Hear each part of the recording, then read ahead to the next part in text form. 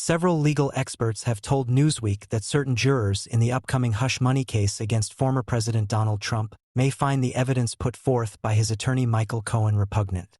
Colleen Kerwick, an attorney in New York, told Newsweek that Trump's camp could want a lawyer on the jury because Cohen has been forbidden from practicing law and could be viewed suspiciously by lawyers.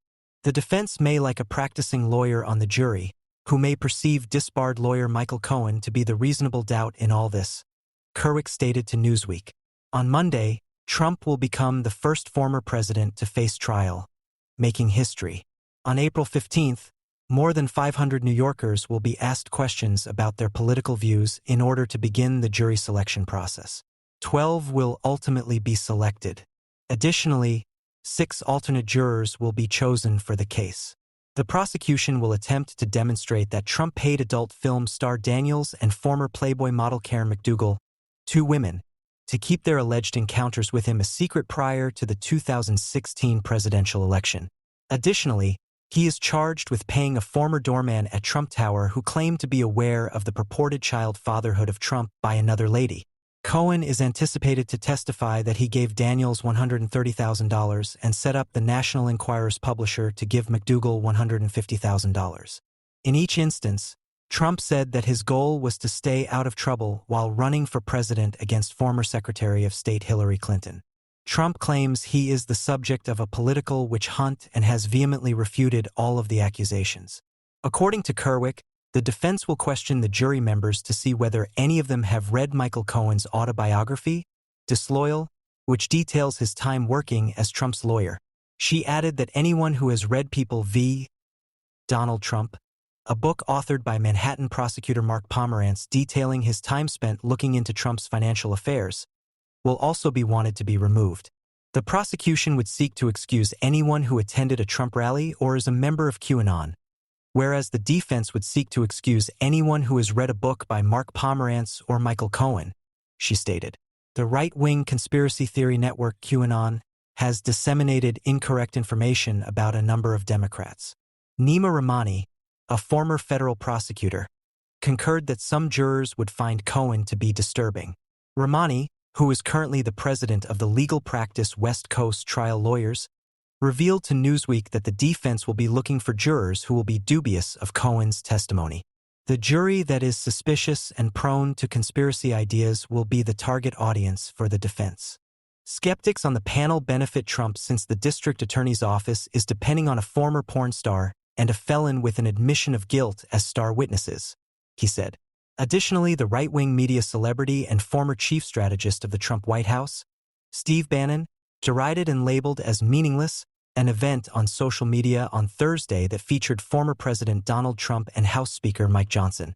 Trump, the likely GOP presidential nominee for 2024, and Johnson, a Republican from Louisiana and a steadfast ally of the outgoing president, will get together on Friday for an event on election integrity at Trump's Mar-a-Lago Club in Palm Beach, Florida.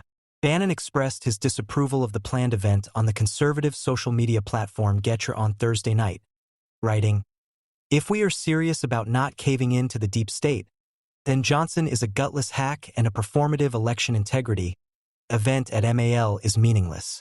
A warrant must be obtained before the deep state can pursue the American people."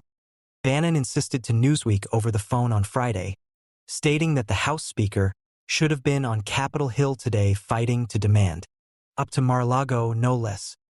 He can therefore flee but not hide.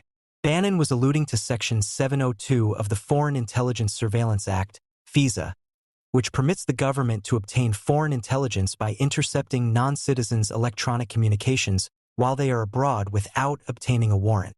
On Friday, the House renewed the bill by a vote of 273 to 147. The legislation was backed by 147 Democrats and 126 Republicans in total. 19 far-right Republicans blocked the bill's debate on Wednesday, showing opposition to the plan.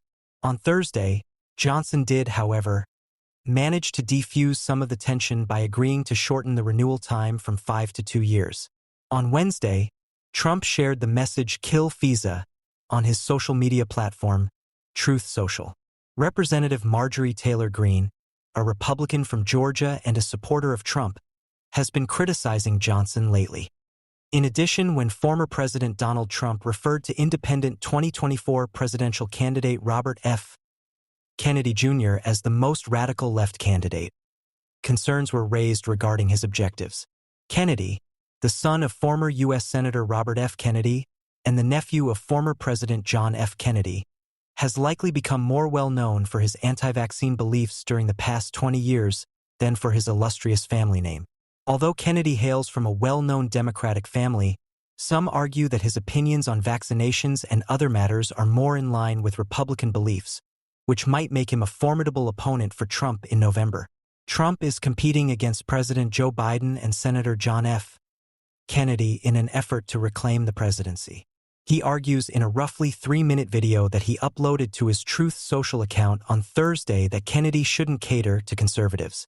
The former president said he would be indicted any day now because of this, insisting that Kennedy, who launched his independent bid last year after a brief Democratic primary effort, is a bigger threat to Biden than he is. According to Trump in the video, RFK Jr. is the most radical left candidate in the race, as you know. But I think he has some good qualities, which is why I appreciate him. Unfortunately, he is a part of the newest green scam. He wants to spend money on an inefficient and unpopular project. Kennedy has been and always will be an extreme left-wing Democrat. He continues, he's honestly more in line with Democrats. It's great for MAGA, and I hope he continues to run. But expect him to face charges shortly, most likely for environmental fraud. Kennedy, in Trump's words, is not my political opponent, but crooked Joe Biden's. And he will take a lot of votes away from Biden after his remarks. Stephanie Speer, the press secretary for the Kennedy campaign, claims that Trump and Biden are the two most unpopular candidates in living memory. She also sent an email to Newsweek claiming that Kennedy has transcended the right-left paradigm and given voters a chance to escape the hammerlock of the two parties and their corrupt backers. If radical means protecting our constitutional rights, especially freedom of speech, ending the war machine, growing small businesses, rebuilding the middle class, and reducing the national debt, then we are proudly radical, as Trump described, Speer said. Critics on social media quickly disputed the former president's assessment, asserting that Trump had seen internal polls suggesting that Kennedy posed a threat or that he uploaded the video out of fear for Kennedy's candidacy.